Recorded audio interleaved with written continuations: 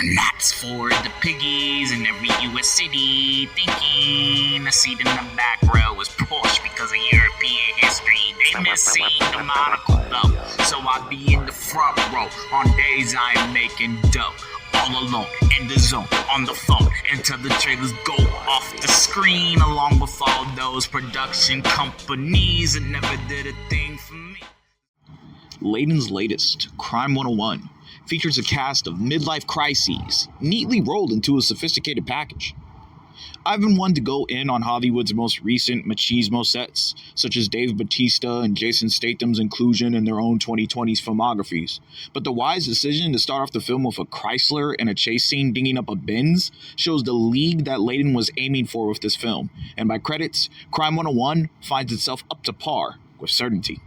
An ensemble cast featuring some real-life Marvel legends. I believe the only actor under 40 here was Keoghan, Saltburn, Hurry Up Tomorrow, who continues to add to his resume with a scene-stealing performance as a reckless hood on a Kawasaki. Nick Nolte, Hulk, brings up shades of Lawrence Tierney in Reservoir Dogs, but Monica Barbaro as Hemsworth's love interest looks out of place. I figure at this point in Barry's career, her contracts carry some non-compete clauses in her favor, because the female supporting cast in Crime 101 can't hold a candle to Halle Berry, even on her worst days, which can arguably be seen here in a film where her tits aren't sitting up as firmly some 30 years after Swordfish, no matter how many low-cut blouses she shoves in front of Layden's camera. Holly's role as a feminist gilf is essentially Holly portraying herself. So there isn't really any groundbreaking work here for Barry this late in her career, but if there's one thing Barry has mastered since Gothica, that woman could sure pull off a good damsel in distress scene. A real shame that Layden edited that scene down in this joint. Fingers crossed for a director's cut. As for Hemsworth in the lead, he was somewhat wooden as a brooding Bruce Wayne type character. The romance scenes he shared with Barbara were not believable, mostly in part to her presence not exactly being selected by casting as a classic beauty. Again, it's disappointing that those scenes featured the most dialogue from Hemsworth. Crime 101 could have used more violence from the protagonist and less humanizing of his character. That whole plotline with Barbaro could have been left out and would have helped to make Crime 101 tighter, which ultimately it needed to be since it dragged after the climax and along with Blank Mass's score easily could lull audiences to sleep. Mark Ruffalo, though, is a gem here, bouncing back from his annoying role in Mickey 17, instead presenting here as a good LA cop, if that ever was an oxymoron. His dialogue with Hemsworth are some of the best moments of the film, and watching him play cat and mouse here is as enjoyable as watching, say, Brad Pitt and Morgan Freeman in Seven, except this time around the detective is a one-man band. His ending is definitely the most satisfying of all the characters in the picture, though I wouldn't have minded if he and Barry would have been shipped, but then I guess that would have ruined her little girl power arc.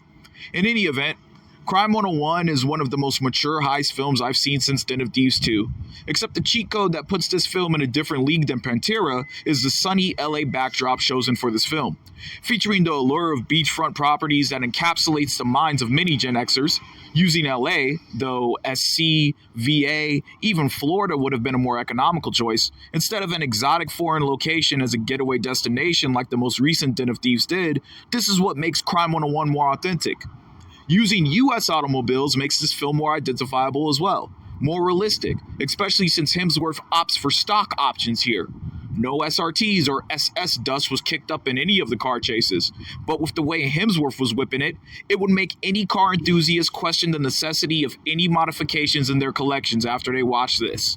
And of course, the big villains in this picture, I write this from Hampton Roads, Virginia's little beach community, and I can't say how many times I've heard of complaints of home invasions from residents out here in the past 48 hours.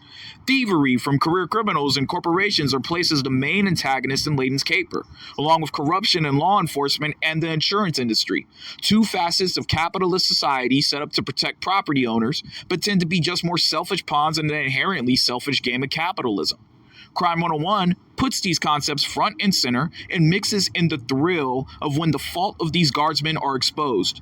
And once they are exposed, shows us how far consumers are willing to go to attain security in a life that can only be temporary, yes, but is fast seeing its best years in the rearview as immobility reaches the horizon.